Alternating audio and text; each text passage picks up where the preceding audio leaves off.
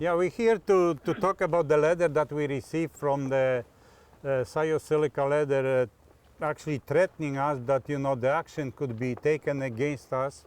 We don't know for what reason, because we did vote against this development agreement with a clear conscience and protecting these people who elect us. And that's true, Andy. We're using every legal instrument to ensure that the residents of Springfield are protected, that our council is protected. We're looking at the best interests of the entire municipality. In fact, it goes beyond that. It goes to hearing concerns from people from Hanover, from La Broquerie, Taché, Beausejour. This aquifer doesn't just affect us, it affects 120-some thousand people across southeastern Manitoba. The accusation is made that Councillors Miller and Kozinski are misguided in their attempts to bring these issues forward. They say that misguided assumption has caused them to utilize whatever procedural mechanism might be available to stall and delay the development agreement. Might be available. There's no logic to this. Of course they want to stall and delay the development agreement, and of course they are using legal democratic means to do so. Here's the real joke. Mr. Mercury, the lawyer who wrote this letter, is being paid for this. And it's nonsense.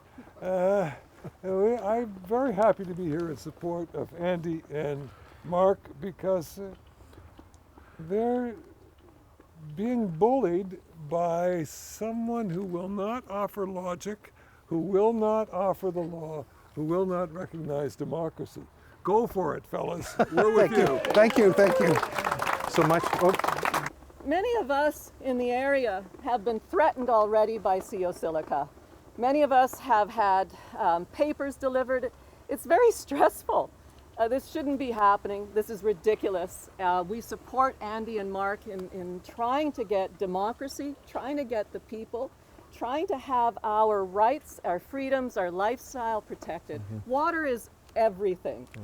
This is so ridiculous in the fact that this is a science file. A science file.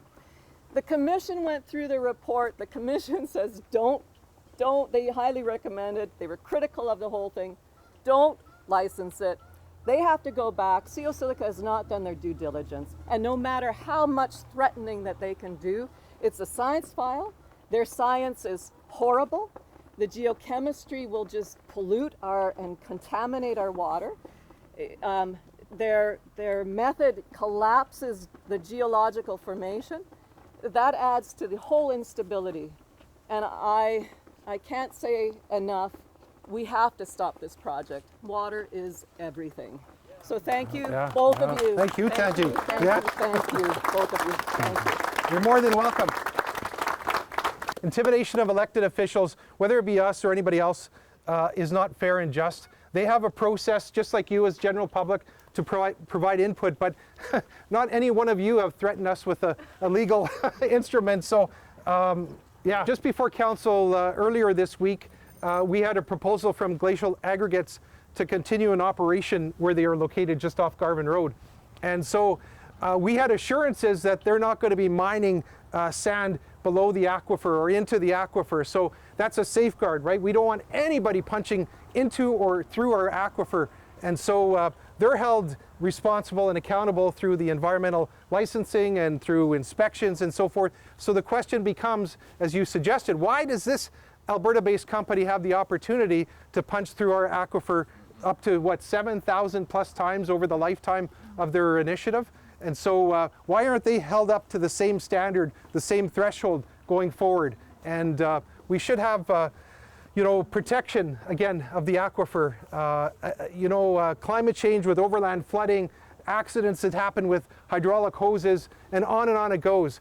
Can happen and will happen. Sabotage. I don't want to fearmonger, but we've seen these things happen in other countries. The city of Jakarta, Indonesia, 30 million people, one of the biggest cities in the entire world, is actually relocating to Borneo because their aquifer is sinking and the whole city is sinking. So this is a huge mega initiative that we don't generally hear about, but there's other things like that, like Bhopal, India, the disaster that happened to the chemical company there that killed hundreds, if not thousands of people, and Walkerton, and so on. How many pages of environmental disasters that weren't supposed to happen have happened? So again, not fear-mongering, but I don't want Springfield, our community, to be in the record books 24 years of their project going forward.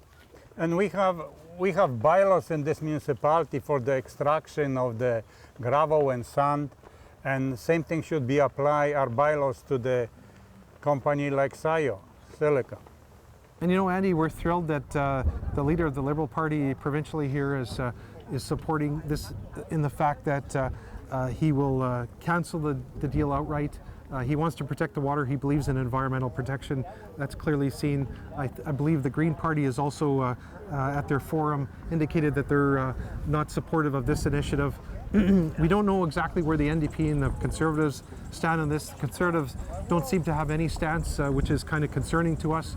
The NDP, we are hopeful that that they'll also see the importance of water to southeastern Manitoba, and so that's to be seen, and we're very, very hopeful.